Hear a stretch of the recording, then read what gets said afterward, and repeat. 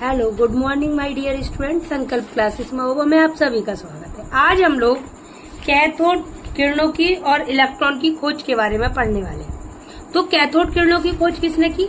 Julius Plucker ने की। उन्होंने कैसे की? इन्होंने क्या किया कि किसी गैस को बहुत कम दाब पर विसर्जन नली में विसर्जित कराया। तो उन्होंने देखा कि कुछ किरणें थी जो कैथोड से निकलकर एनोड के पीछे वाली दीवार पे चल करके सामने कांच की दीवार पे क्या कर रहे थे? एक प्रदीप्ति उत्पन्न कर रहे थे। वो हरे रंग का प्रकाश उत्पन्न कर रहे थे और वो किरणें दिखाई नहीं दे रही थी, वो आदर्श किरणें थी। उन आदर्श किरणों को ही क्या नाम दिया गया? कैथोड किरणें। फिर अगर हम इनके मतलब कैथोड किरणों के गुणों की बात करें तो जूलियस विलियम कैथोड किरणों के गुणों के बारे में विलियम कोक और जे टॉमसन और कई वैज्ञानिकों ने काम किया।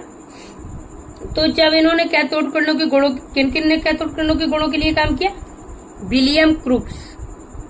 किसने? विलियम क्रूक्स और जे टॉमसन और कई वैज्ञानिक थे जिनने कैथोड किरणों के गुणों का अध्ययन किया। ओके,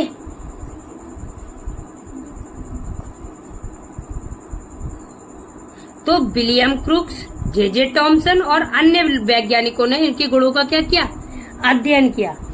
अब इन्होंने पहला बताया कि कैथोड किरणें सीधी रेखा में चलती हैं। कैथोड किरणें सीधी रेखा में चलती हैं। कैथोड किरणें कैसे चलती हैं? सीधी रेखा में चलती हैं। तो कैसे सिद्ध होगा कि कैथोड किरणें सीधी रेखा में चलती हैं? तो उन्होंने क्या किया, यदि हम कैथोड किरणों के मार्ग में अभ्रक या क्रॉस को रख दें, किसको रख दें? अभ्रक या क्रॉस। अभ्रक या क्रॉस को रख दें तो क्रॉस की छाया कैथोड के सामने वाली दीवार पर बनती है। तो जो क्रॉस रखेंगे, इस क्रॉस या अभ्रक की छाया कहाँ बनती? इसके सामने वाली दीवार पर बनती है। तो इससे स्पष्ट होता है कि कैथोड किरणें सीधी रेखा में चलती है। दूसरा, कैथोड किरणें सूक्ष्म कणों से मिलकर बनी होती हैं। कैथोड किरणें कैसी बनी होती हैं? कैथोड किरणें सूक्ष्म कणों से मिलकर बनी होती हैं। तो देखिए, इसे कैसे स्पष्ट किया?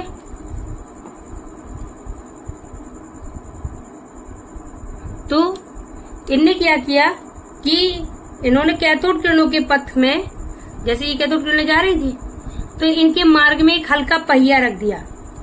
क्या कर दिया? ये हल्का पहिया रख दिया। तो कैथोड किरणों ने क्या किया? उस पहिए को घुमा देती हैं।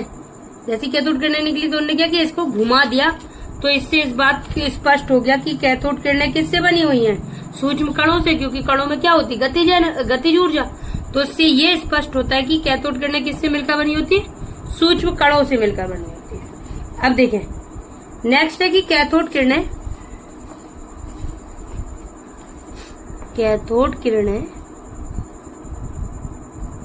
विद्युत और चुंबकीय क्षेत्र में विक्षेपित हो जाती हैं। विद्युत व चुंबकीय क्षेत्र में विक्षेपित हो जाती हैं। तो देखें, ये कैसे स्पष्ट किया कि ये विक्षेपित हो जाती हैं? तो इसके लिए उन्होंने क्या किया कि विद्युत क्षेत्र में कैथोड किरणों में देखा, जब विद्युत धारा प्रवाहित की तो उन्होंने देखा कि कैथोड किरणें धन प्लेट की ओर मुड़ जा रही थी। जो कैथोड किरणें थी वो किस साइड मुड़ रही थी? जे जा रही थी कैथोड किरणें, तो वो इधर पे धन प्लेट रखी थी, तो सारी कहाँ चली जा रही थी? धन प्लेट की ओर मुड़ जा रही थी। तो इससे ये स्पष्ट हो रहा था कि ये किरणें किससे बनी है? ऋण आवेश से, क्योंकि विपरीत प्रकृति के आवेश एक दूसरे को आकर्षित करते ना। ये आपने फिजिक्स में ही पढ़ा होगा, जो अपोजिट चार्ज होते वो एक दूसरे को आकर्षित करते। ये धन की तरफ भाग रही थी, तो इससे स्पष्ट हो गया कि ये किसकी बनी हुई है? ऋण आवेश से मिलकर बनी हुई है। ओके।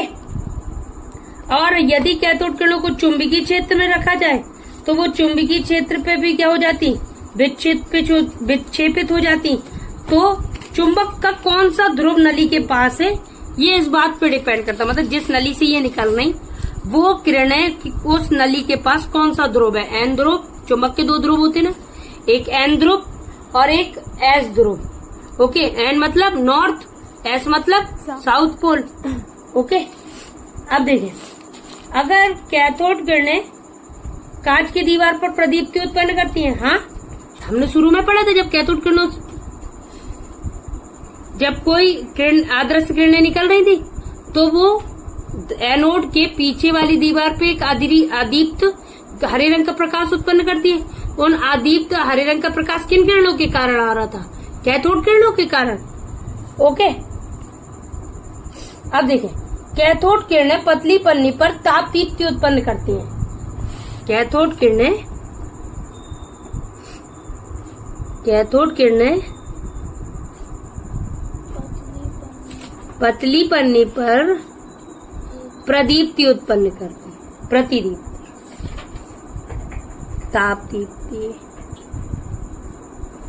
उत्पन्न करती है। ओके, तो देखें ये कैसे,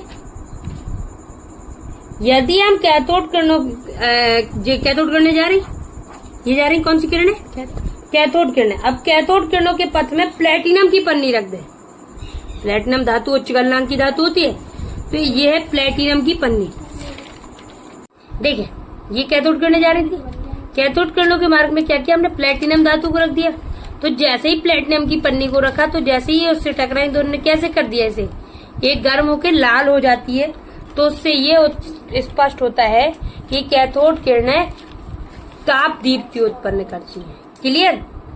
अब नेक्स्ट, कैथोड किरणें गैसों को आयनित करती हैं और फोटोग्राफिक प्लेट को प्रभावित करती हैं। हाँ, क्योंकि कैथोड किरणें खुद किस आवेश को रखती है, ऋणावेश को।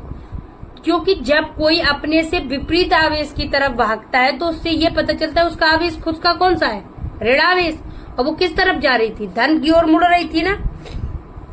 अब ये क्या करते कि कैथोड किरणें धातु की पतली पन्नी को भेदते। अगर इनके बीच में कोई पतली पन्नी रख दें तो ये क्या होगा, आर पार निकल जाएंगी।